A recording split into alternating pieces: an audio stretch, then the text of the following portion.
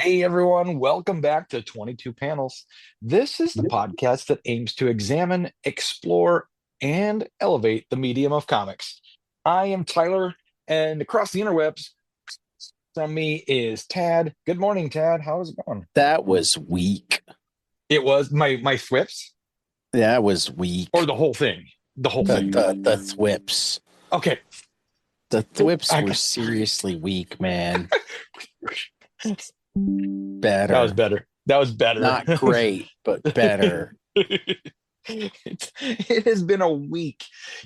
I haven't Yes, it practiced has. my thwip since last weekend, and Yeah, usually yeah. I get in a good half hour, Oh, you get in a good half hour practicing whipping. thwips? Yes, Yeah. Yeah, usually, really? usually no, usually Seriously? no, no. That would be funny I'm just imagining you in the mirror in every the mirror. morning. Get out of the shower, shave your head, and spend 5 minutes doing thwips. That would be awesome. Oh man. Oh, Chad, it has been a week. Oh my God. Oh, I have had a stomach ache all week. So, for those who are not aware of the term, Mhm. um, uh, at least in the West Wing TV show White House, Uh-huh. but I think they took it from their consultants because I think it got brought up. Uh, Friday evening is what they call take out the trash day because nobody reads the Saturday papers. And there's only it's probably a little less so in the internet age, Uh-huh. um, because space is not constrained the same way. Hmm. But the theory is you save all the bad stories for Friday evening Yep. because there's a limited number of inches to fill on Saturday and everything gets less attention in the newspaper that nobody reads. Um, I bring Okay. this up because significantly later than is normal for this sort of thing. Pete Hegseth was our wonderful weekend Fox News host, alcoholic or alleged alcoholic, Right. alleged abuser and possible raper of women, Yep. um, alleged mismanager of funds at significantly smaller institutions than the Pentagon, Yeah, he's never handled a budget this big. um,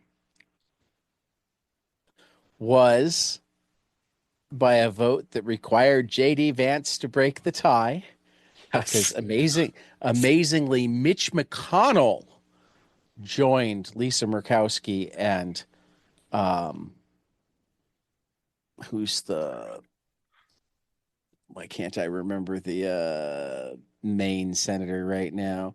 There was a time where we treated them like they were actually uh, moderates, but for the most part, they've just fallen in line. Um, oh, I don't even care. Um, Um, that's how little I care about the the people involved. well, the Republicans at this point. Yeah. They had their chance to fucking impeach this guy and they chose not to. Um, Right. but Um, so he is officially the Secretary of Defense, yep. and after that, so even later on Friday night, Hmm. uh, they fired, I think, 12. Um, oh, what's the word for the uh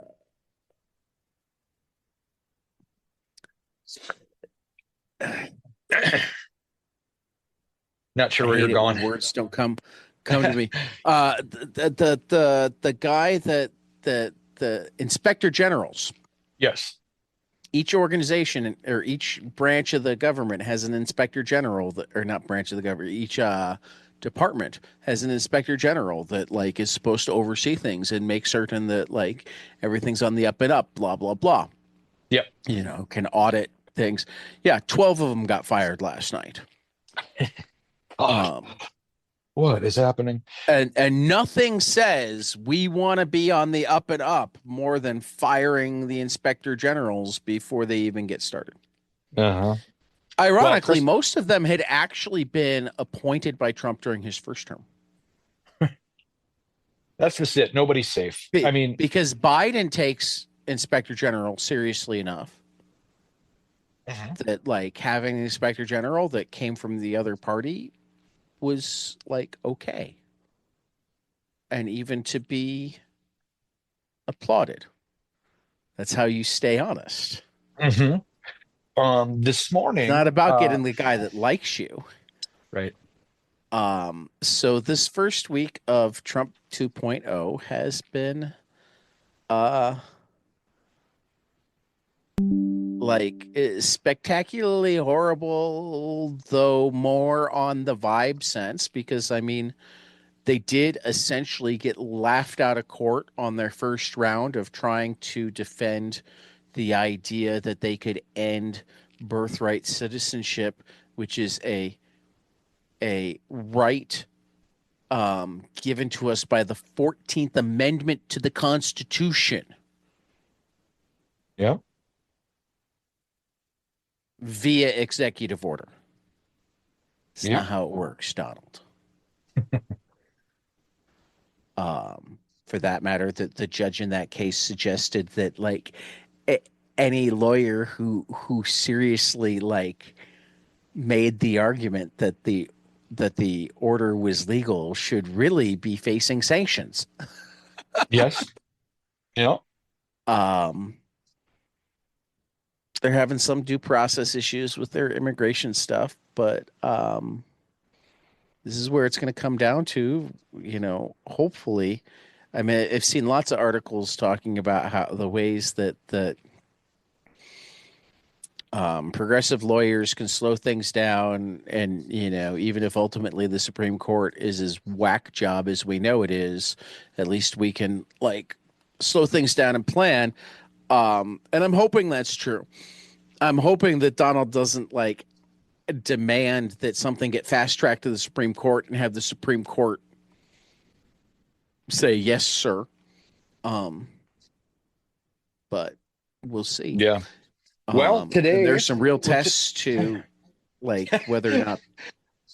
Sorry, I've tried like 3 times to get in something. I'm sorry. It's okay.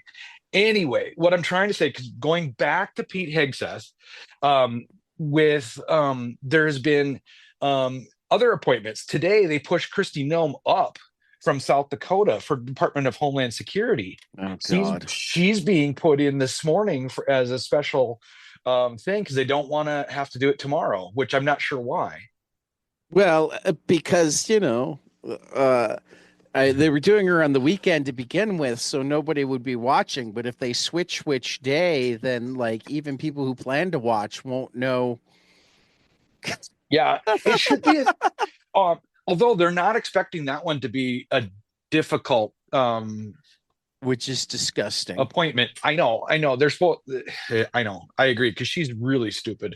Out here in South Dakota. Oh, I'm actually in Minnesota, but I live Yeah, on the but border. I live on the border, and and she's Department of really Homeland dumb. Security, really, Yeah. Yes. Exactly. Oh, really. that's all right. Um.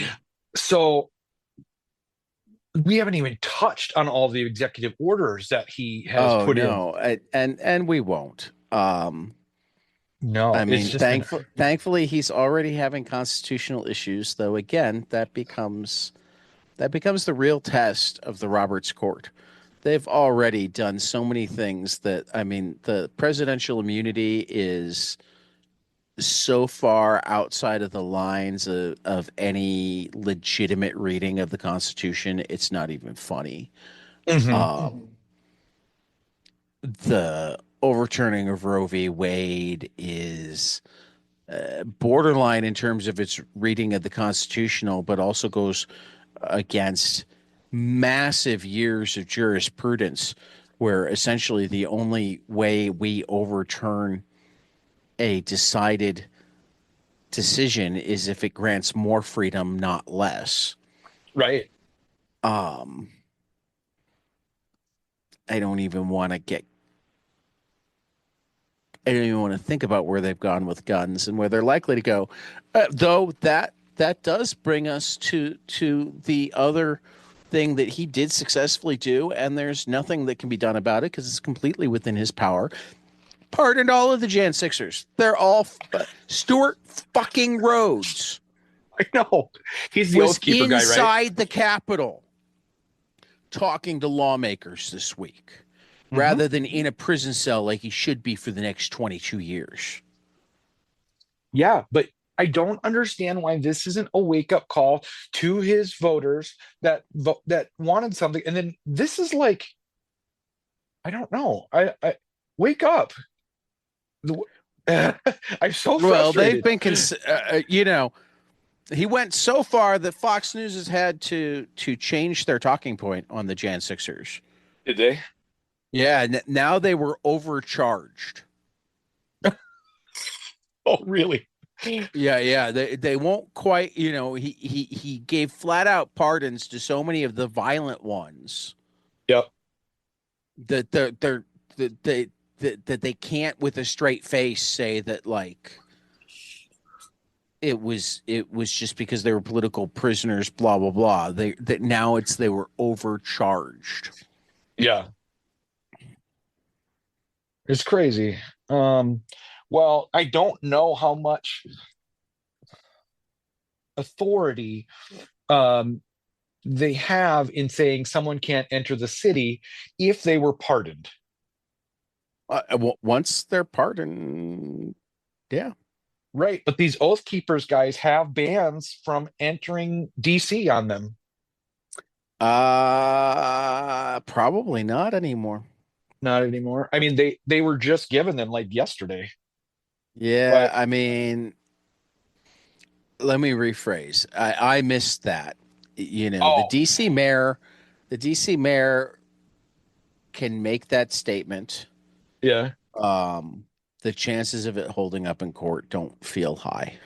exactly. That's exactly what I'm saying Particular, because particularly DC, because DC can be overridden by Congress. yeah, yeah, exactly. They don't have these uh charges anymore. I mean, these And, were and actually, pardoned. this leads to another of the most petty ass things, Yeah. but even more dangerous because he's released these violent people. I mean, did you Hmm. see the QAnon shamans tweet? No, is he gonna go get more guns?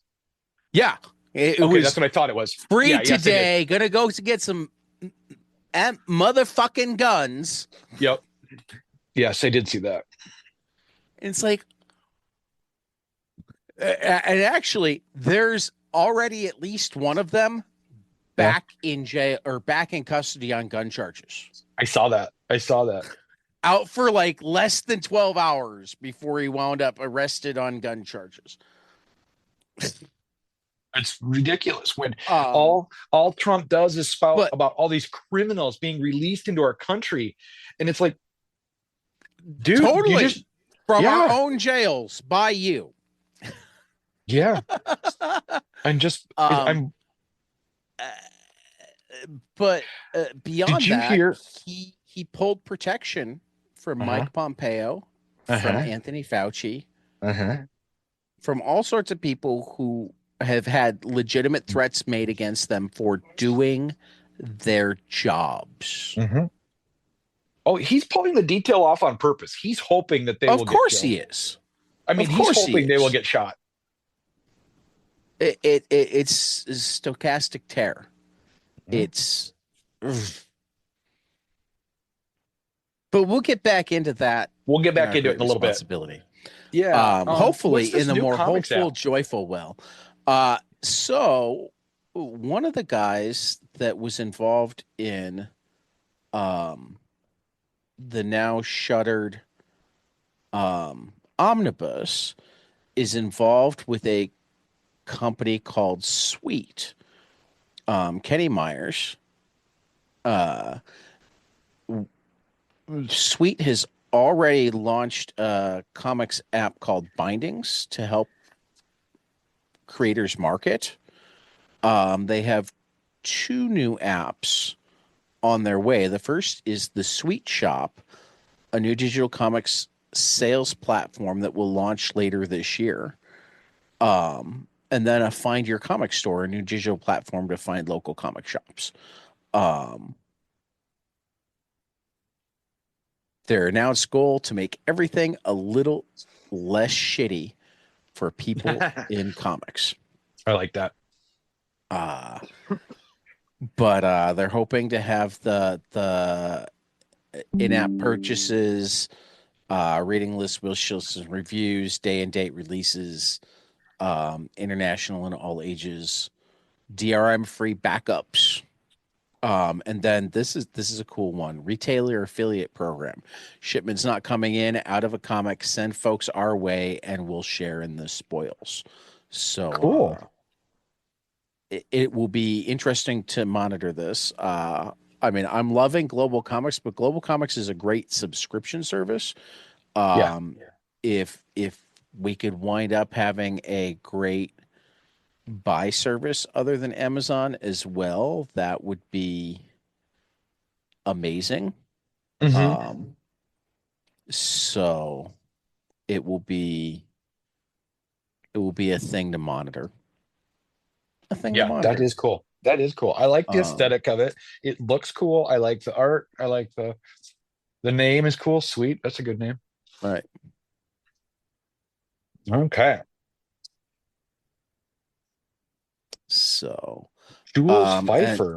lastly, comics legend Jules Pfeiffer actually passed away last week, but news kind of got buried over the weekend. Hmm. Um, Jules Pfeiffer is known as an assistant to Will Eisner, who then went on to do a strip called 666 in, I think, the Daily Voice. Yeah, the Village Voice. Um, and then did the art for Phantom Tollbooth. He wrote screenplays for um, Mike Nichols' Carnal Knowledge and Robert Altman's Popeye and I Want to Go Home. Hmm. Um, and he wrote and we're gonna read at least one of these next week. Um, the acclaimed trilogy of Kill My Mother, prequel Cousin Joseph, and Hmm. what was the last one called? I forget what the last one Shoot. was called. Shoot. I just had them too. Yeah, I was Uh, expecting it to be in the article. I yeah, don't see it. that's okay. But there is a trilogy of books from. So Uh, so yeah. Um I'm really kind of sorry that I don't know more about him already. Same. He's been Yeah. on I my mean. radar for a while, and that's Okay. why we're going to be reading Kill My Mother next week for next week. Is Yep. that like I know that he's incredibly well regarded, Yeah. um, and I never got to reading him while he was alive. So we're going to fix that for next week. Um, Cool. I'm excited because, um, you know, I had never heard of the guy, and he's got a really great career. I mean, being Will yeah, Eisner's assistant at 17, yeah, that's pretty crazy. yeah, yeah. So why don't we talk? We have a brand new catalog. Yeah, we do. Brand new catalog and some cool ass books in it. Yeah. So let's get started with Buried Long, Long Ago. I am so looking forward to this. My wife is looking forward to this. Based on true events, From 1901 to 1908, Belle Gunness lured dozens of lonely men to her Indiana farm and savagely murdered them for their money. Because Belle managed to avoid capture and face trial, much of this story remains untold until now. This is a fairy tale retelling of her brutal crimes from the perspective of her three young children, who soon discover there is something far worse and far more evil than their mother on the farm, something buried long, long ago. From Anthony Cleveland and our man Alex Cormack, coming from Mad Cave Books Hmm. on April 16th. Looks cool. I can't wait for that either. So good.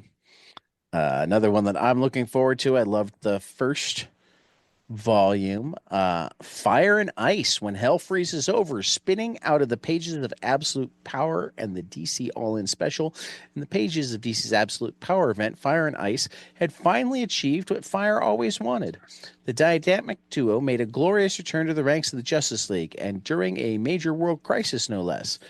But when the crisis was overcome, the smoke had cleared, and all the superpowers were restored, Ice found herself shooting off uncontrollable spurts of fire, and Fire had ice crystals forming at her fingertips. Oops. With their powers switched and no solution in sight, Fire and Ice tuck tail and regroup in Smallville, where they realize their predicament makes them something worse than has been heroes, menaces to the local community they've come to love. But Fire's always got a plan, no matter how short sighted. And when she goes digging around in Zatanna's bag of tricks for a quick fix in the middle of karaoke night, what could possibly go wrong? Aside from, everything. Again, Fire and Ice. Welcome to Smallville writer Joanne Starrer teams up with fan favorite artist Stephen Byrne, returning Fire and Ice to Kansas for another raucous romp full of heart and humor in the midst of their own personal hell. From DC Comics in stores April 9th. Cool. So Ghostbusters, Dead Man's Chest #1. I'm a big fan of Ghostbusters. I remember when this came out. I know you Uh, are. the new movies are okay, but the Ghostbusters go back down. Increasing notoriety is throwing them for a loop. While Trevor steadies himself by trying to plan a friendiversary celebration for him and Lucky, Phoebe meets someone who might be a real friend instead of just a social media follower. But friendships, new and old, have to take a back seat to more immediate concerns when a ghostly saber Cap- summons the ghost of Captain Kidd and threatens to transform New York City into a ghostly pirate town. All right, this is from David M. Booher and Aviv Orr from Dark Horse. This will be out May 21st. And Dave Bohr has had kind of a hell of a month. He lost his house to Oh no, the fires. LA fires and had open heart surgery Oh my and God. just celebrated a birthday. So, Ugh. our hearts go out to Dave Bohr, who's been on our radar as a potential guest for a while. So, Yeah. when the fires are stopped, and I feel like it's appropriate to reach out and say, "Hey, we'd love to talk to you, not just about your harrowing ordeal, but about the comics we love." Yeah. Um, so here you go. You beat me Golden to it. Rage. Ah, I remember these ladies. Golden Rage. Oh yeah. In a world where old and infertile women are deemed useless to society and abandoned on an island, Golden Rage documents their golden years of making friends, baking dessert, and fighting to the death. Mother Knows Best builds on the first Golden Rage miniseries for a glorious new adventure. Created by writer Chrissy Williams and artist Lauren Knight and colorist Sophie Dogson, this is the first issue of a brand new 5-issue miniseries where Battle Royale meets Golden Girls. This is going to be in shops April 9th. Ninth. And Yep. this is, yeah, like I said, Chrissy Williams and Lauren Knight. From Image Comics. Looks awesome. Polis one shot. Welcome to Protopias, the new science fiction anthology from Futurific Studios, PBS's A Brief History of the Future. and AWA that explores the many possible futures that can come to pass as we try to make the right choices in imperfect realities. In this double sized debut issue, Polis, Eisner, and Ringo, a nominated writer, or winning, I'm sorry, Eisner and Ringo Award winning, sorry, Mark, writer Winning. Mark Russell spins the tale of Maragua, a floating city populated by refugees that has become a beacon of hope in a world beset by climate disaster and civil war. Follow Florida teen Natalie as she emigrates from the only home she's ever known in search of a better life aboard Maragua. Features a foreword by renowned futurist Ari Wallach and supplemental material laying out the science behind the story, showing how this world could come to be. From Mark Russell and Lacey at AWA Comics on April 2nd. Love me some Mark Russell. Mm-hmm. All right. I'm excited for I'm actually Wolverine. excited for this one because I read the original version of this when it came out when I was like Did you? 4. Yeah. Okay. This is Wolverine and Kitty Pride #1.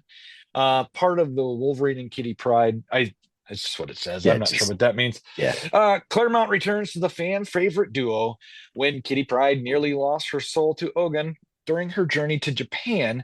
Logan was there to keep the youngest X-Men on the path to good. But as a mysterious force threatens their lives while staying with Mariko Yashida, it's going to take all their combined mutant, ninja, and fighting skills to protect those they love. On an all new adventure set in the aftermath of Chris Claremont's legendary Kitty Pryde and Wolverine limited series, At Last tells the full story of the duo's journey in Japan before returning to the X Men and the heartbreak, trials, and tribulations that made the characters what they are today. Let's see, Chris Claremont and Oh, Damian it also says Cassiro. note multiple characters' first appearances in this issue. I Oh only yeah, bring that up because that means that like collectors will be going hog wild to get it. Because first appearance. So if you actually want to read it, you might want to order it ahead of time. yeah. Art by Damian Cassiro. Yeah, go pick it up. Uh, yeah, On to graphic novels. That's right. Oh, I'm so looking forward to this one. The Yeah. Cartoonist Club. I was gonna take it, but then I saw it was Raina and I thought I'll leave it for Tad. Well, I love Raina, and I think I love Scott McCloud more. Number Dude, one, New yes. York Times best-selling cartoonist Raina Telgemeier and Scott McCloud team up for a one-of-a-kind friendship story about creativity and self-expression that blends how-to and comics magic. Welcome to the club. Michaela is bursting with ideas, but doesn't know how to make them into a story. Howard loves to draw, but he struggles to come up with ideas, and his dad thinks comics are a waste of time.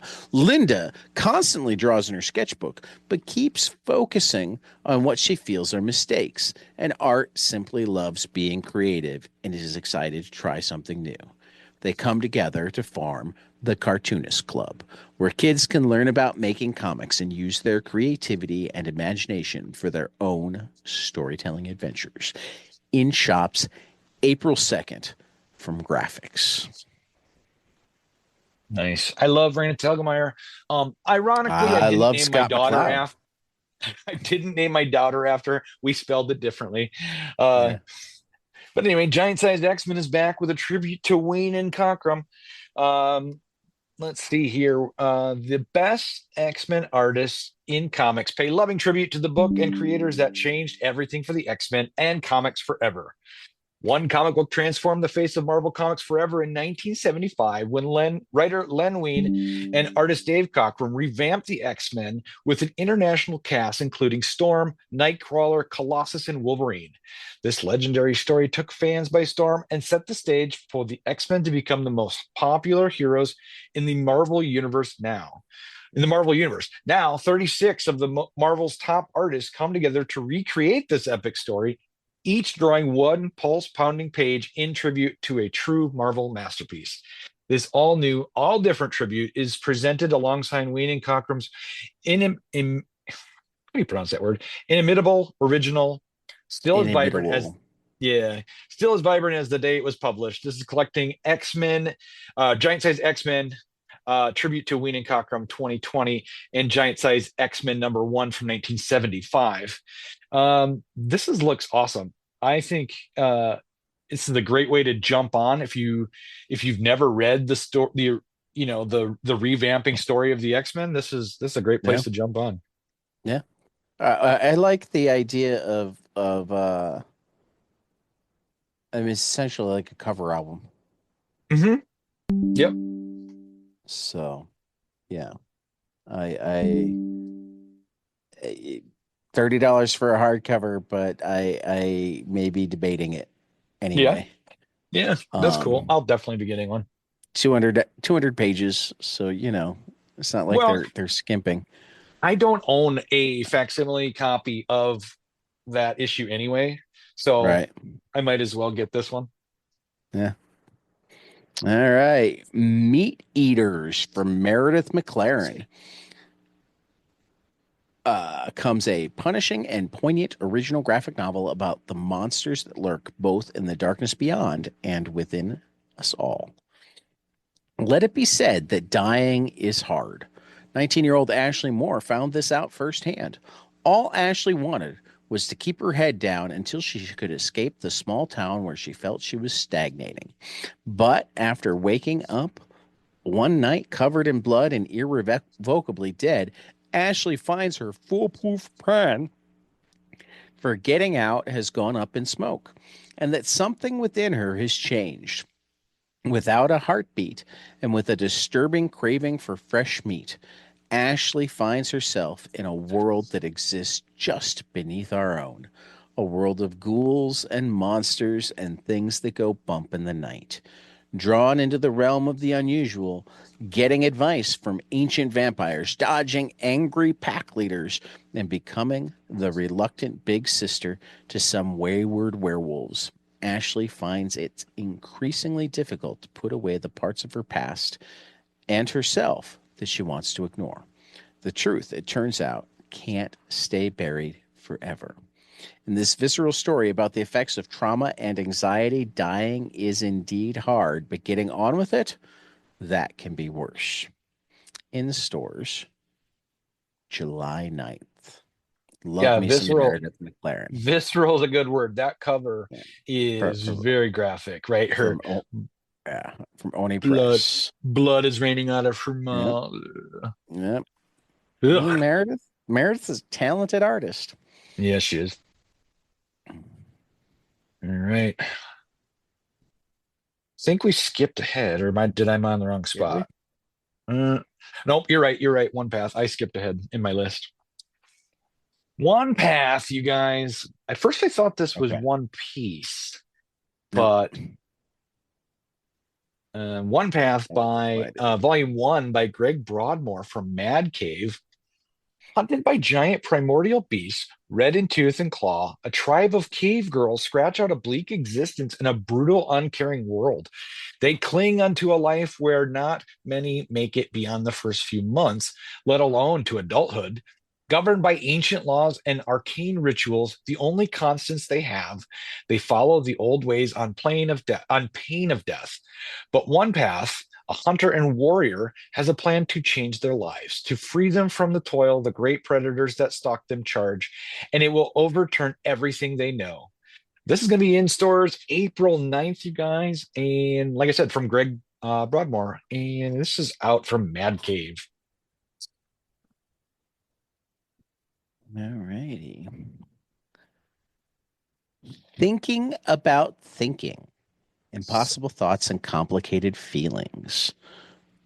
Thinking About Thinking, the latest sly and charming collection of 1 and 2 page haiku like comics from cartoonist Grant Snyder, explores our inner life using colorful illustrations and clever visual metaphors to depict the spectrum of our emotions. Facing self doubt, overcoming fears, grappling with indecision, Snyder doesn't present solutions to these challenges, but he does inspire and encourage, offering a thoughtful reassurance and a unique, humorous perspective that's characteristic of his work.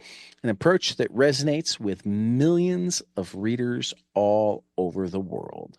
From Abrams Comic Arts, in stores April 9th. It looks awesome. I love the simplistic art of it. You know what I mean? Hmm. All right. The Well from John Allen. This is from Top Shelf and IDW. Cute characters, quarter life crisis, chemical supplements, and corporate catastrophes. John Allen's cult favorite online comic is now a must read graphic novel. Veronica is 24 and tired of her crummy boyfriend, of living with her parents, of feeling stalled out while everyone else moved on. With a new job coding software for a wellness company that makes brain boosting energy drinks, she finally has the chance to turn things around. At this rate, Veronica may never feel tired again. But as she gets more comfortable with the office and the people in it, Veronica stumbles upon surprises in the dark that leave her questioning everything she thought she knew about the world. With confident cartooning and expert pacing, writer artist John Allen makes his top shelf debut as a must read storyteller whose anthropomorphic animals feel exquisitely human. The Well combines deadpan dialogue with thrilling plot twists, and its skepticism about techno utopian promises is matched by its affection for relatable characters. Fans of offbeat slice of life stories with a hidden dark side will plunge into these pages and resurface gasping at the end of the story, at the story's end. Blah, blah, blah. All right, will you scroll down a little bit for me, Tad?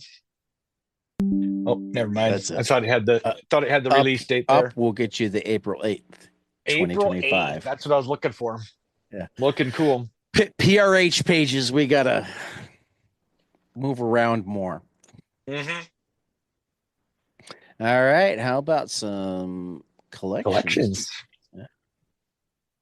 The Body Trade is an unrelenting revenge story set against the backdrop of America's aftermarket for dead bodies. Critically acclaimed writer Zach Thompson and star artist Jacques team up for this neo noir crime thriller rife with bloodshed and brutality. In the tradition of Blue Ruin and Hell or High Water, Kim Krillick is a divorced ex con who's trying to atone.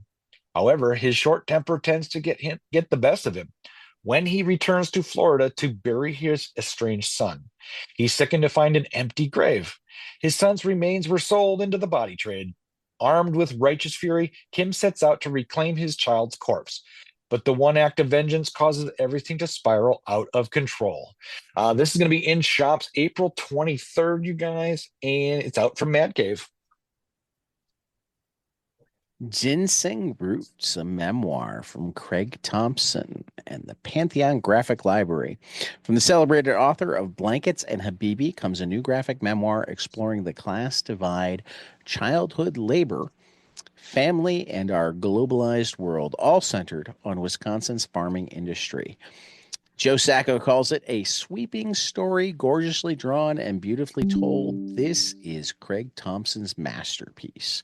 When Blankets first published in 2003, Love blankets. Thompson's seminal memoir about first love and faith, lost in rural Wisconsin, debuted to rapturous acclaim. The winner of 2 Eisner and 3 Harvey Awards, it is to this day considered one of the all-time great works of graphic storytelling. Now, in Craig's long-awaited return to the autobiographical form, comes the story that Blankets left out. Ginseng Roots follows Craig and his siblings who spent the summers of their youth weeding and harvesting rows of coveted American ginseng on rural Wisconsin farms for $1 an hour. In this breathtaking pen and ink work, Craig interweaves his lost youth with the 300-year-old history of the global ginseng trade and the many lives it has tied together, from ginseng hunters in the ancient China to industrial farmers and migrant harvesters in the American Midwest, to his own family still grappling with the aftershocks of the bitter past. Stretching from Marathon, Wisconsin to northeast China, Ginseng Roots charts the rise of industrial agriculture, the decline of American labor, and the search for a sense of home in a rapidly changing world. In stores on April 29th. Man, I love Craig Thompson. I loved blankets. I got to get I this. am a big Craig Thompson fan, so much so that I have the single issues of Ginseng Roots Do you? because he put it out that way through Uncivilized, and they are Nice. fantastic. Nice. I can't wait to get it. Milestone Compendium 4, if you want to get out in front of the Milestone Book Club, because we just finished Compendium 2. When we get back into the old stuff, we'll be going into Compendium 3. But we're currently doing the new Milestone universe. Uh, Icon versus Hardware, for those who want to read along, is next month's title. Uh, from Dwayne Duffy, John Rosum, Ivan Velez Jr., Matt Wayne, with art from MD Bright, Chris Cross, Humberto Ramos, Tommy Lee Edwards, and many, many more on both counts. The citizens of Dakota City have mostly learned how to adjust to the presence of superpowered beings in their neighborhood, but a new gentrification project threatens to upend the fragile peace between the ordinary citizens and the Bang Babies. Collects Blood Syndicate 28 to 32, Hardware 29 to 38, Icon 28 to 37, Cobalt 15 and 16, The Long Hot Summer numbers 1 to 3, My Name is Holocaust 1 to 5, Shadow Cabinet 14 to 17, Static 26 to 31, and Zombie 21 or 12 to 21 in stores on June 17th. I mean, I know it's a compendium, but that is a lot that you get with that one. Yeah, they're like 1,000 pages. That's Each of them. awesome. Each of them is like 1,000 pages. That's why we've been at it for like 2 years, and we're Yeah, through I two know. compendiums. I know. Oh man. So we're gonna talk uh, about Rat City. I'm a big some Spawn. I'm a Erica big Spawn Schultz. fan. Yeah. Erica I'm a big Schultz Erica Schultz fan. and Zay Carlos, award-winning writer Erica Schultz, teams up with artist Zay Carlos to send readers on a visually stunning ride through a dystopian futurescape in the new Spawn universe series Rat City. In a post-war future, Peter Cairn stands as a unique individual bearing the weight of his past as an ex-soldier and an amputee, becomes a hellspawn thanks to nanites in his prosthetic leg, influenced by Al Simmons' necroplasmic detonation, causing a ripple effect not only across space, but also through time. Labeled a deviant by the corporation that created him, Peter confronts his creators as his powers grow, making him a prime target. This collects Rat City 1 through 4 by Erica Schultz and One Zay through Carlos. 6. 1 through 6, out from Image. I just finished reading this in single issue form, and it was so good. Yeah. Star Wars: The Battle of Jakku, from Alex Segura, Leonard Cook, Stefan Raphael, and other artists. Marvel's Star Wars storytelling reaches the post Return of the Jedi era.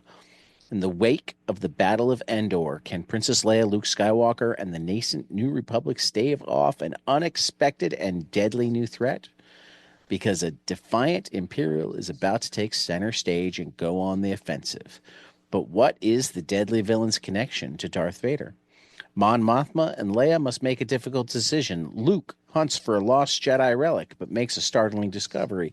The underworld simmers with intrigue as an unholy alliance is formed and a ragtag group of New Republic heroes sets out on a mission, but their return is not guaranteed. Collects Battle of Jakku, Insurgents Rising, Republic Undersea, and The Last Stand in stores on March 24th. Mm-hmm. And it was just announced that Alex Segura and Phil Noto get to take over the main Star Wars title with a new Star Wars #1, I think, in early May. Mm-hmm.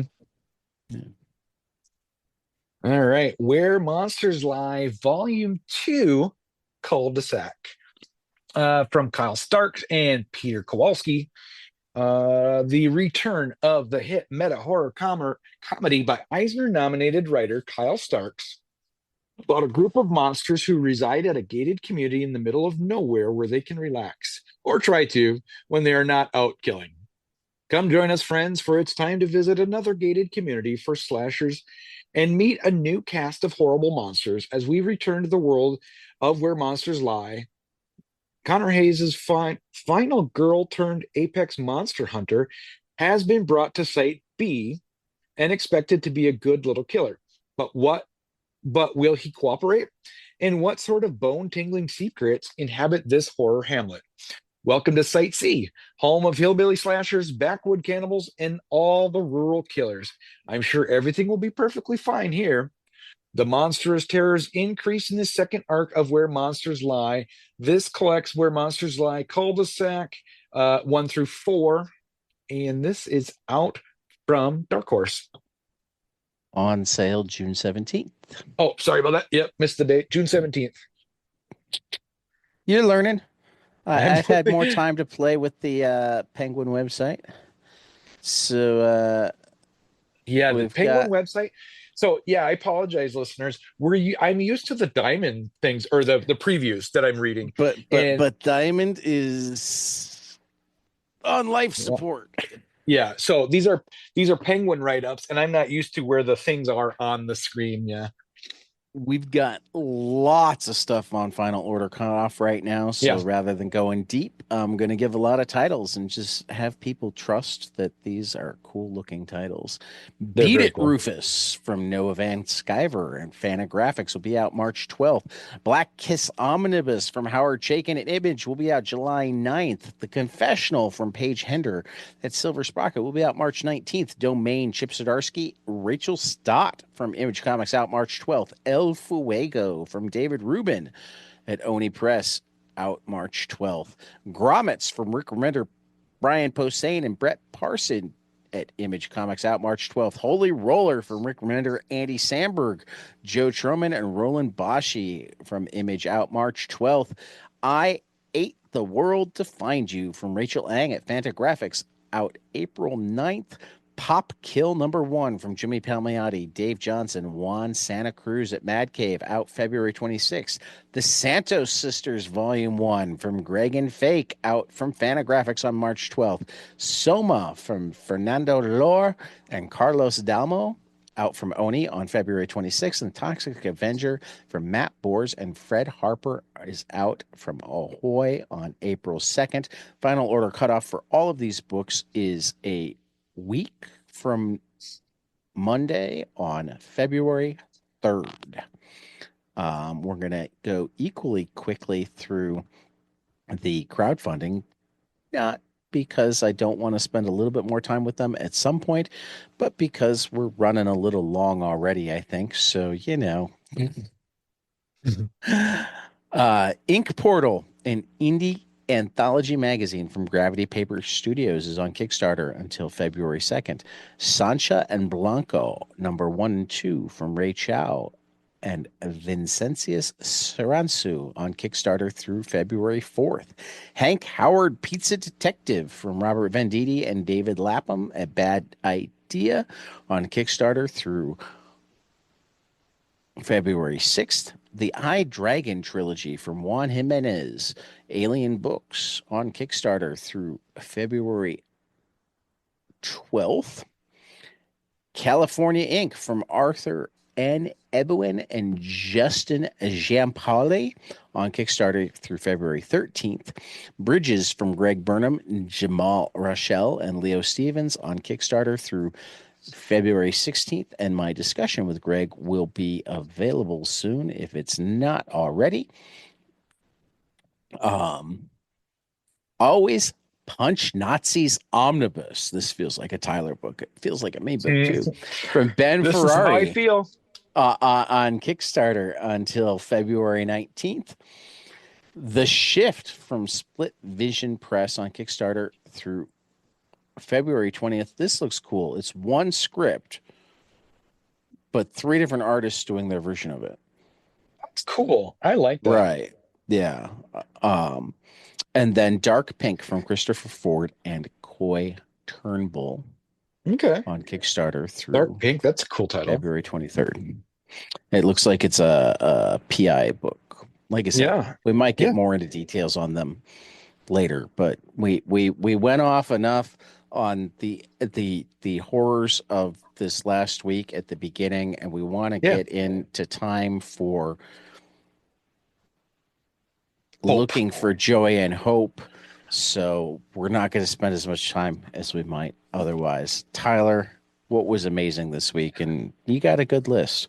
I think I would have put it in a different order, but you got a good list. I would have I thought I was gonna like the Patchwork Girl a little bit more, the Patchwork Girl of Oz a little bit more than I did. Epitaphs from the Abyss #7 just came out with a little bit more stories that caught my attention. And I love Oz books. I'm not saying that I Right. don't.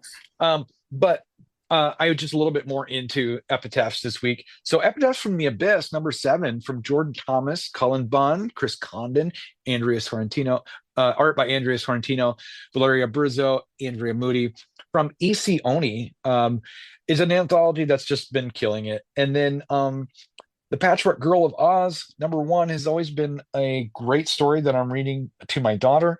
And I read this comic book to her. And maybe that's why I didn't enjoy it as much because I didn't read it for myself. I was reading it out loud to her. Yeah. Um, Well, from also Otis. it's a very introductory. Yeah. It gets going, I think, in the next story. Yeah. And Just from this, knowing the novel, where what we get here is very introductory, yep. and things will get more interesting with the next issue. And then that was from Otis Frampton on Image. And then Black Hammer Spiral City #3 it is awesome. I Yeah, didn't that read it was till the one last that minute. I would have had top of the three that you had. I read it last minute this morning as we were Yeah. as we were filling this out. That's what caught my attention is of those three, the one that I hands down liked the best was Black Hammer Spiral City. Ah, Um, okay. I think I might have actually completely reversed the order of your list Okay. and got Black Hammer, Patchwork Girl, Epitaph. But Epitaph and Patchwork are, I think, closer to me than I think of those. Spiral City would have Yeah. been my top, and it didn't make my top three. Neither did either of the Fantastic Wonder Woman books came out this week. I Absolute Wonder saw that. Woman I thought you number would have had 4 Wonder Woman. and Wonder Woman #17 were both amazing and didn't make it. I just raved about Star Wars Battle of Jakku. Yeah. Um, but Last Stand #4 didn't make it. Spencer Ackerman didn't make it with Iron Man #4. Um, Stephanie Phillips and Brian Azzarello didn't make it with Life #4. Chip Zdarsky didn't make it with Time Waits #3. Because that's just or Tom King didn't make it with Black Canary Best of the Best either. Because that's just how good this week was. First, and I know I've mentioned it before, but um early favorite for my favorite graphic novel of the year, Song of a Blackbird from Maria Van Lieshout, Yeah. was released from First Second this week. And I didn't reread it this week, but it's still haunting me from when I read an advance copy, God, a couple months Hmm. ago. Um, so it took that top slot pretty easily. Yeah. Yeah. I don't know if you remember. It's essentially a story of a woman researching her family history and learning about um, Dutch resistance to Nazis in Amsterdam Yep. Yep. and kind of the underground movement. It's just fantastic, fantastic and inspiring and beautiful and haunting. Mhm. Um, and then as we get going towards Lore War and Star Trek #28 from Colin Kelly, Jackson Lansing, and Tess Fowler on the art, and that's what put it over to make it onto my list. It's kind of a side story because Lore has like completely recreated the universe, but Benjamin Sisko is still alive and on Bajor. Um, in like this pocket that's separated from Lore. Um, Hmm. this will make way more sense to anybody who knows Star Trek at all, and probably who knows Star Trek better than me even. But Tess Fowler's art just put it over the top in terms of like being this dreamy but determined. Yeah, loved it. And then Hmm. Chris Condon and Montos on Green Arrow continue to kill it. But this issue with its moral quandaries and whatnot. Just and one of the and I talked to Chris, and he gives all of the credit to Hassan Atzman El How. Um, the credits, it's like a credit sequence. It's like Hmm. 4 pages of credits. It's like most of the book is a cold open followed by a 4 page credit sequence, but then it ends. So like the next book would be like the movie or TV show or whatever. Hmm. But the way Haas spread the credits out over 4 pages was just, it was cinematic and cool, and I can't believe I'm like bringing up the credits of a book as something that I'm like highlighting. Raving about. Yeah, Yeah, but that is cool. it was amazing. Yeah. Uh, I totally recommend looking at just that, if nothing else, because it's like it's a master class in terms of why lettering matters. Yeah, that's awesome. So yeah. So One Piece race. We were kind of becalmed this week. Yeah. Last week you'd read 372 chapters. This week you've read 372 chapters. Yes.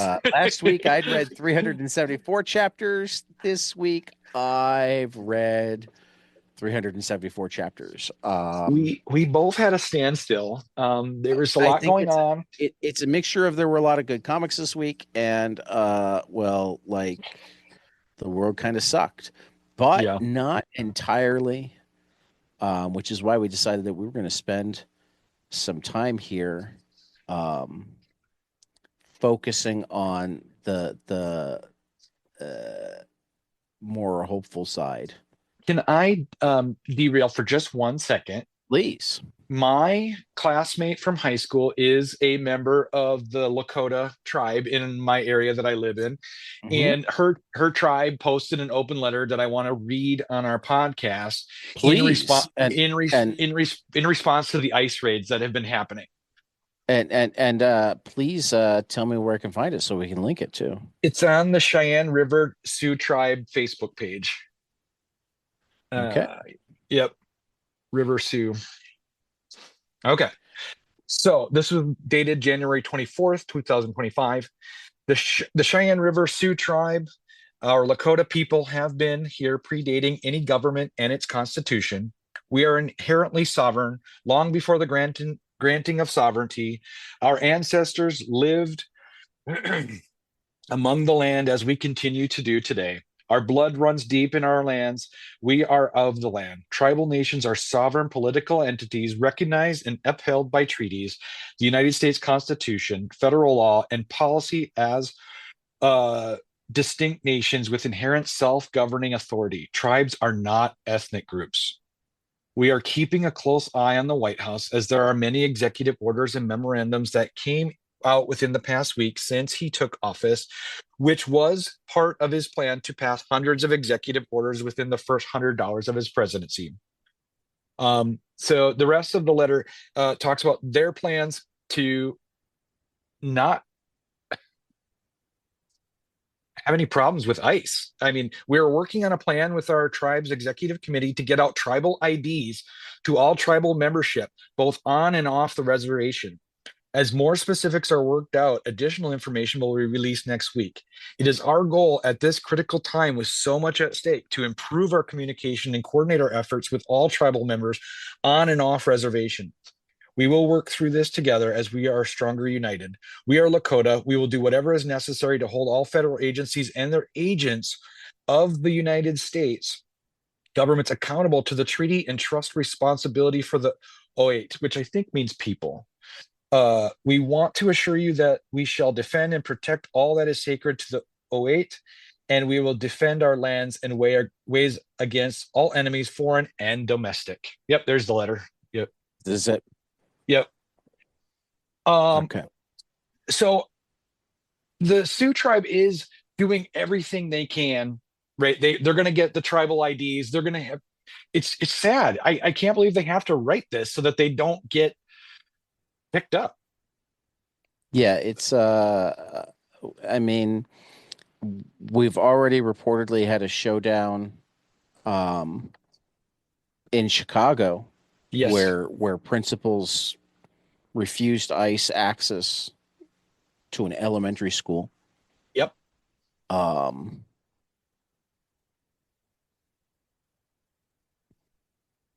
eh, I mean, yeah, I mean, for that matter, my wife had a emergency staff meeting after school um to discuss what they do if ICE shows up. And it's essentially say nothing, refer them to the principal. What will the principal do? Uh, wasn't said specifically, but essentially, warrant, please. Yep. Exactly. Which is Yeah. really the. I mean, anybody who finds themselves in a situation, where they have to deal with this, um, don't open the door without a warrant. Yep. Exactly. Don't open the Okay. door without a warrant. Yep. All And right. Let's get thankfully, on to. the ACLU is on top of it. The Yes. ACLU has stuff up on all their social media with cue cards for what to do, numbers to call. I'm certain that I'll put together a list at some point so we can get more into that. I am gonna start by, or well, your resistance was a good start. I'm gonna continue with a little piece of resistance that, in many ways, was all the more amazing because it was done eye to eye, face to face to the president, from the pulpit of the National Cathedral. This is Bishop Marianne Edgar Buddy. Hmm. She's my hero. Let me make one final plea, Mr. President. Millions have put their trust in you. And as you told the nation yesterday, you have felt the providential hand of a loving God. In the name of our God, I ask you to have mercy upon the people in our country who are scared now. There are gay, lesbian, and transgender children in Democratic, Republican, and independent families, some who fear for their lives. And the people who pick our crops and clean our office buildings, who labor in poultry farms and meat packing plants, who wash the dishes after we eat in restaurants and work the night shifts in hospitals, they may not be citizens or have the proper documentation, but the vast majority of immigrants are not criminals. They pay taxes and are good neighbors. They are faithful members of our churches and mosques, synagogues, wadara, and temples. I ask you to have mercy, Mr. President, on those in our communities whose children fear that their parents will be taken away, and that you help those who are fleeing war zones and persecution in their own lands to find compassion and welcome here.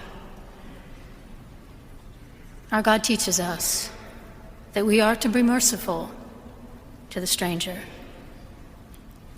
for we were all once strangers in this land. May God grant us the strength and courage to honor the dignity of every human being, to speak the truth to one another in love, and walk humbly with each other and our God for the good of all people in this nation and the world. Amen.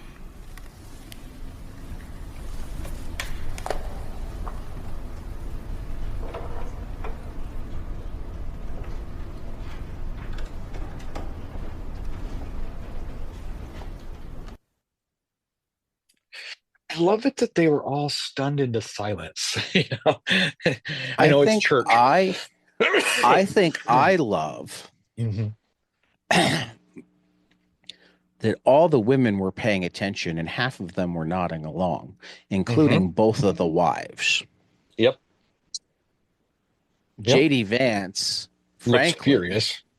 frankly, was worse than Trump in terms of his behavior, Oh, as far as facial expressions, in yeah. terms of facial expressions, in terms of the fact that he started talking to his wife, almost seemingly, hey, stop nodding your head. What's going on? um, the fact Yeah. that they then traded words immediately afterwards. Um, Yep. Donald had his and, head and down a and little bit. my response, particularly to anybody who calls themselves a Christian right now, who is calling for an apology. How dare she talk to Trump like that? Blah blah blah. Read your fucking Bible. Mhm. Christ was a man of mercy. I saw a great political cartoon where Donald Trump is pointing at Jesus Christ and calling him a radical leftist.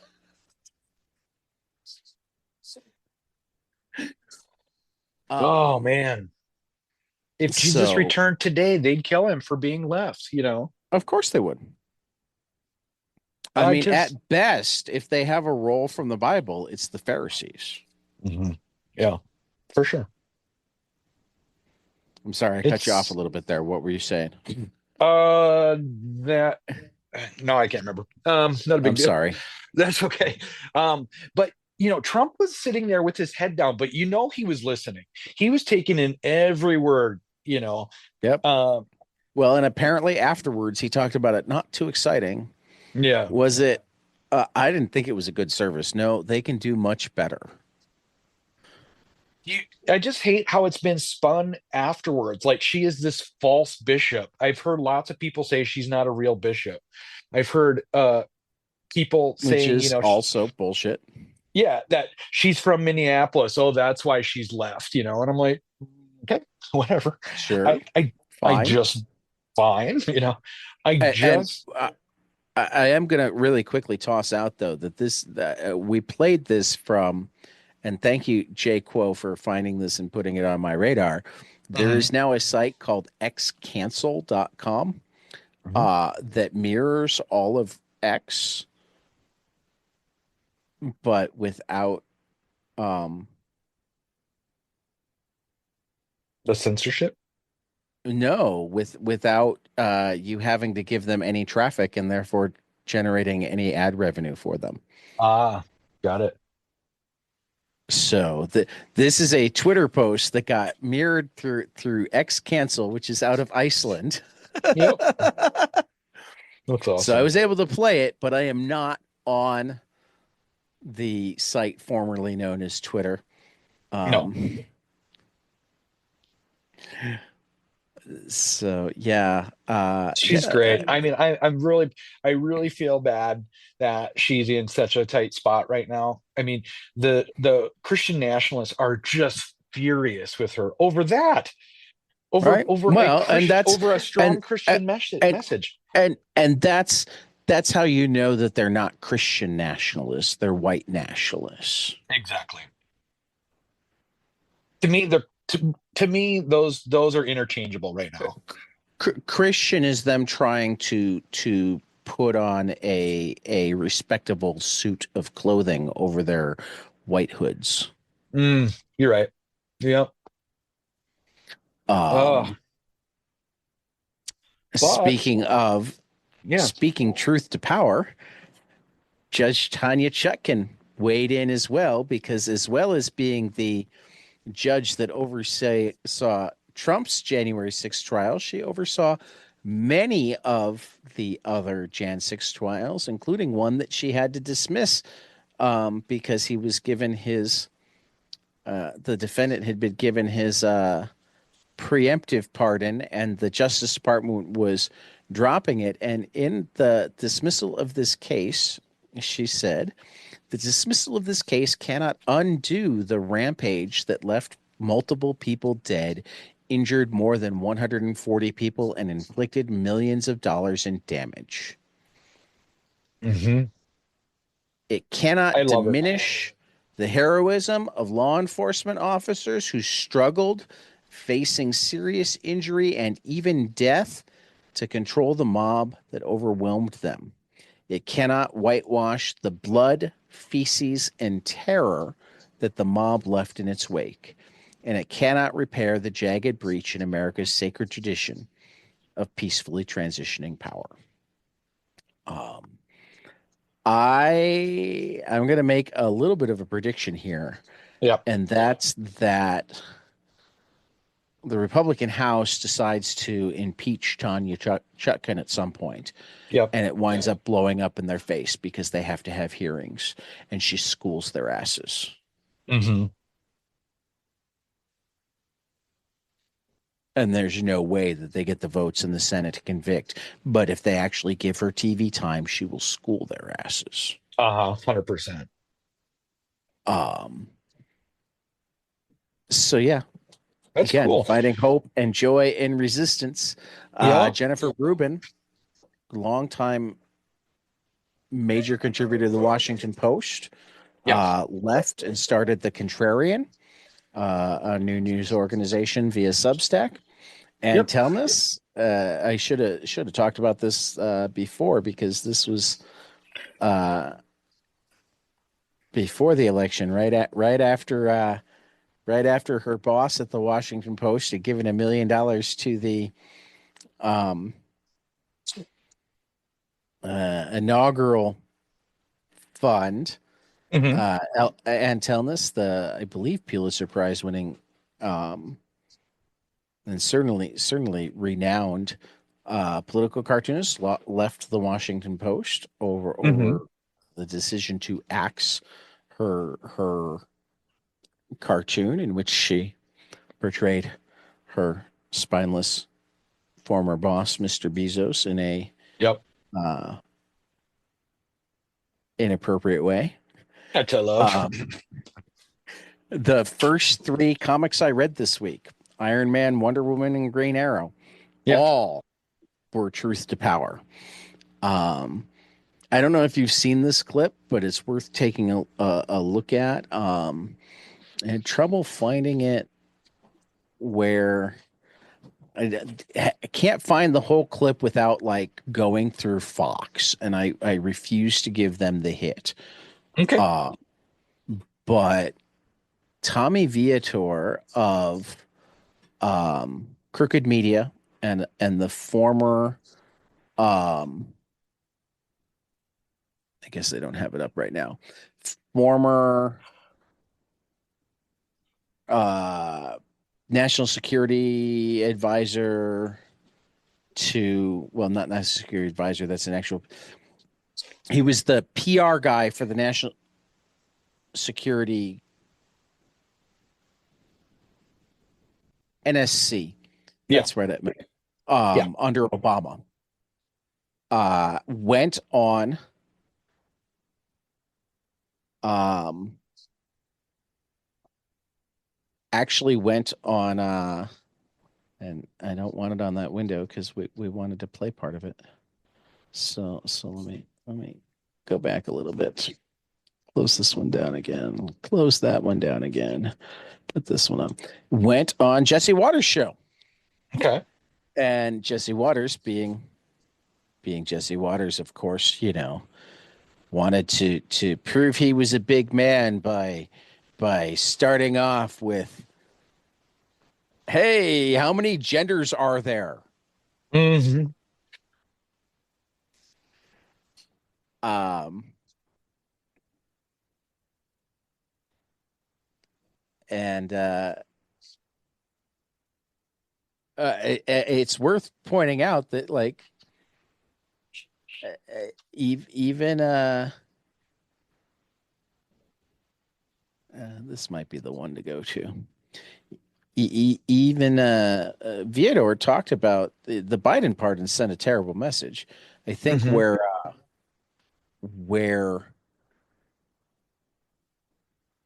oh, this is it. This is a different one. we might look at that one in a second. I think where it got lost on waters and some of the is that yes that they sent a terrible message, but they sent a terrible message in large part because they were necessary. Mm-hmm. You shouldn't have to pardon Anthony Fauci, but is there a chance that Anthony Fauci would have been absolutely gone after by a Trump Justice Department Oh, yes. for doing his job? Yep. Um, so it's just that this is the world we live in. Mm-hmm. It's Um, horrible. Oh, let's see here. I am on but Fanagraphics right why, now. why did I manage to lose? I had it great. Uh-huh. Well, anyway, while you're looking for it, I'm on What do they have? Fanagraphics right now. And they've got a Yeah. all new collection of Pulitzer Prize winners scratching scathing cartoons about Trump in children's board book form for adults. Oh, Uh, sweet. yeah, one Clinton, two Bushes, and an Obama were mere warm-ups for a president who is truly worthy of Ann Tilnius's. Is that how you spell your name? This is Ann our next. Tilnius. We How were many just talking genders about are there, her. Tommy? Yeah, The honest answer, Jesse. yeah. Yeah. For Ann Tilnius's excoriating satirical skills, the election of Donald Trump has inspired the Pulitzer Prize-winning cartoonist to chronicle the high points of his first 6 months in office. Written in a sing-songy rhyme and drawn in her beguilingly impeccable ink line, each page is a miniature critique and expose of Trump and his janissaries, poltroons, and dissemblers, illustrating his public policies, his personal defects, his ethical dysfunction, and the consequences of his presidency on the lives of Americans. In Yeah. a format that is cleverly designed to reflect the commander-in-chief's attention span and mental level. I forgot this one. This is from his last term in office. Yes, that was the first one. Yep. But I love it. Gonna have to get me that. Me too. But here is here is just the opening. And I apologize for the people that I'm now subjecting to Jesse Waters' voice. Tommy Viador's way better. So here we go. How many genders are there, Tommy? The honest answer, Jesse, I don't care. I'm a libertarian. I don't care. It's Be two, what you want to Tommy. be. There's You two. can be what you want to be, Jesse. I think Joe Biden's decision. So yeah, that's It's the right true. answer. That's I so don't the care. right answer. And I love the gives way a he shit? completely turned it back to him. You can be what you want to be, Jesse. Exactly. That is true. Oh, Yeah. whatever. Trump's declaration So that yeah, there no, are now I feel only like two genders. I feel like we may have to at some point do a dramatic reading of Trump's ABCs. Mhm. That'll be fun. I just that I'm gonna that just went high on my And I read this, but it went on sale in Must-read book. 2018. So I mean, it's not brand new, but I mean, that's the great thing about Trump. yeah, he never goes away. Well, no, that's not the great thing about Trump. Okay. The great thing about Trump is like almost nothing ever said about him is out of line. well, it is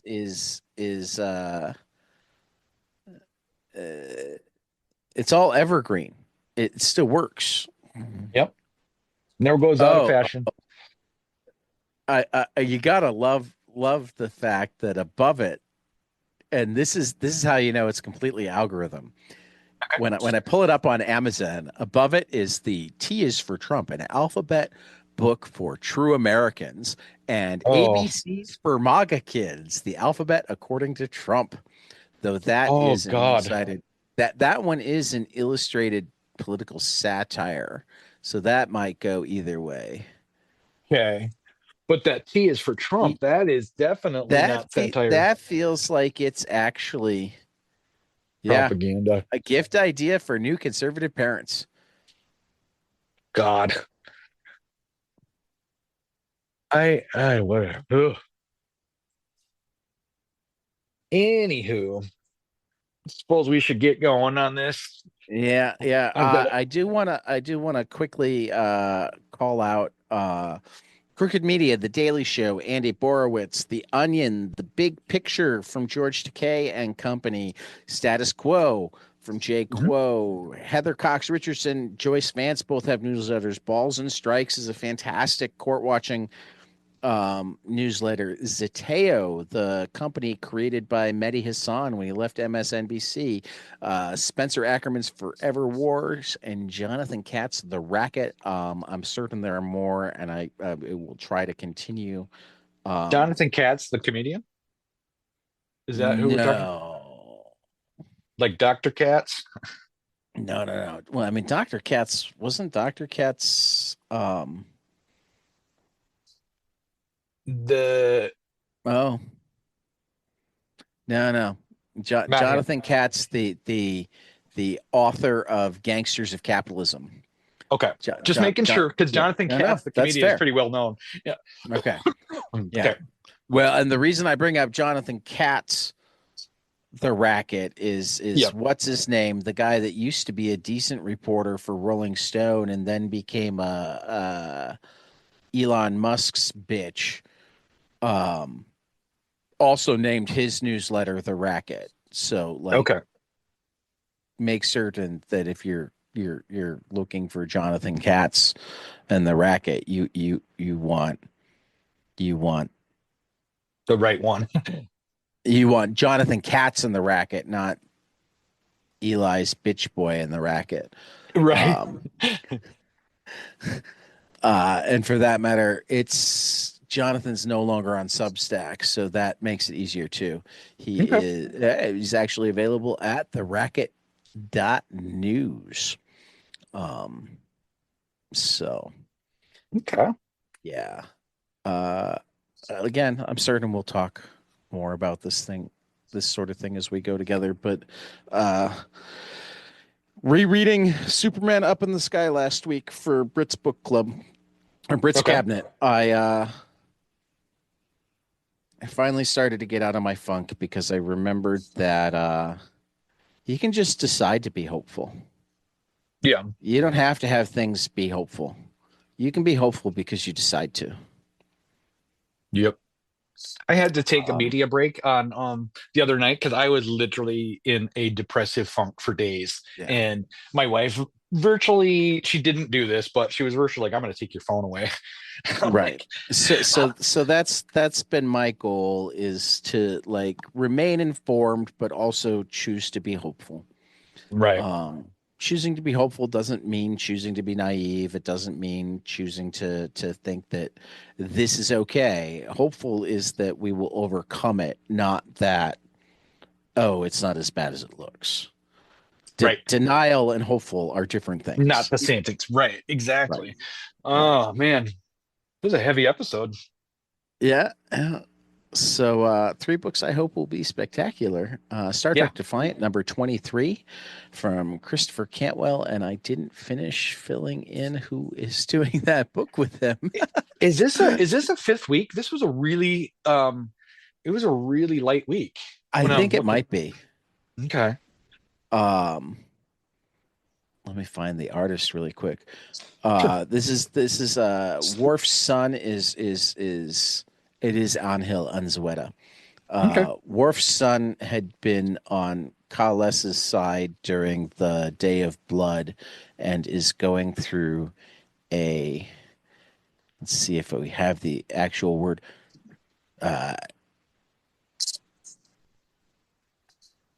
An errand of valor. Yeah. It's the Chadit. Mm-hmm. To regain his honor. Very good Klingon. Yeah. So the first part of it last week was very good, and I'm looking forward to Right. the second part, or not last Nice. week, earlier this month. Last month. Yeah. Right. Ice Cream Man number 43. Now, I didn't haven't know you read were the reading first this. four. I have not read the first 42 Ice Cream Men. I have been Okay. meaning to. But Ice Cream Man 43 is all one-page stories. And while Martin Morazzo is doing the art, among the writers, we have Grant Morrison, Patton Oswalt, Zoe Thorogood, Jeff Johns, Jeff Lemire, Kelly Sue DeConnick, Matt Fraction, Good Old Neon, Dennis Camp, and Frank Barbary, among others. And that's just, I love anytime weird stuff gets done. Yeah. Ice Cream I Man's an do too. anthology book anyway, so I don't feel like it'll be impossible for me to read it. It might make me finally go read more of them. Yeah. But I love the idea of one-page stories in the universe from all of these fantastic writers. Mhm. And then Dark Empty Void number 3 from Zach Kaplan and Chris Sheehan. This one's been another one that hits you in all of the feels, but it's been really good. I got to read Ripperland number 1 this week and really enjoyed did it. you? Because that's on my list. It was released digitally. Okay. It's weird. Sometimes Dark Horse stuff comes out a week early digitally. Okay. So definitely some good collections coming out next week. Galaxy of Madness from Magdalene Visaggio and Michael Avon Oming. Into the Unbeing Volume 1 from Zach Thompson and Hayden Sherman. Mammoth from Paul Tobin, Arjuna Susini. Power Fantasy Volume 1 from Kieran Gillen and Casper Wingard. Rogue State Volume 1 from Matteo Pizzolo and C. Granda, and Static, The Shadows of Dakota, which we just talked about on the Milestone Book Club, from Nicholas Draper, Ivy, and Vita Ayala. Also, the graphic novel Pantomime from our buddy Christopher Sabella and the artist David Stoll. So, what you got? Hello Darkness is back with number 7. They're neck and neck with that other anthology I really like as far as numbers. This is from David Hazan, Maria Lovett, Andrew. How do you pronounce that? Anirudh J. Yep. And Stefano Nessi from Boom. Uncanny X-Men number 9 from Gail Simone and Javier Duran from Marvel. And new series Ripperland number 1 from John Harris Dunning and Steve Orlando and Alessandro Oliveri from Dark Horse. There we go. Yeah. It's another one in the books and only like an hour and a half. Maybe a little less because it took us. Since I'm not recording, I don't know. It took us a while to get started because I was finishing with all the paperwork. Right, but I wasn't sure how long we've actually been recording. I don't know for certain either. Okay. But you're also going to have to go tack in the full list. So you have to record the full list. Yep, I'm going to record that later. All right. Couple of book clubs that are brewing that I'm going to go ahead and tease because they might be ones that people are interested in. I think Psychocomicology and I don't think they were all over it. Psychocomicology and I are going to start a Tom King book club in chronological order. Wow, nice. The psychology of the works. Kelly says okay. Hi, Kelly. And then I haven't come up with a name with it, but I want to take what we were just talking about, the joy, hope, resistance, survival, and turn it into either a monthly or quarterly book club. Or a segment, maybe, of an episodes. I don't know. Is that too much? I could see that too. Well, no, I could see that too, but I want to find comics to read and talk about and give time to that. That's a good idea. That either give us hope or give us ideas or teach us history or so. I'm kicking that around with a few people, and I'm hoping to introduce that sooner rather than later. So. Yeah, that's awesome. But I could also see we might want to look for like a bright side segment. Okay, we'll think about that. Okay, Yeah. Sounds good. Sounds good. So, Well, take guys, us thanks out. for listening, everybody, and we will catch you after the next page. See ya. Hey guys, this is Tyler from 22 Panels. I'm here to tell you all about our Patreon. If you enjoy this show, please consider donating to our Patreon to keep this show going. We have many different tiers, all different levels to help you decide what's right for you. Okay, so get on out there to patreon.com/22 Panels Podcast.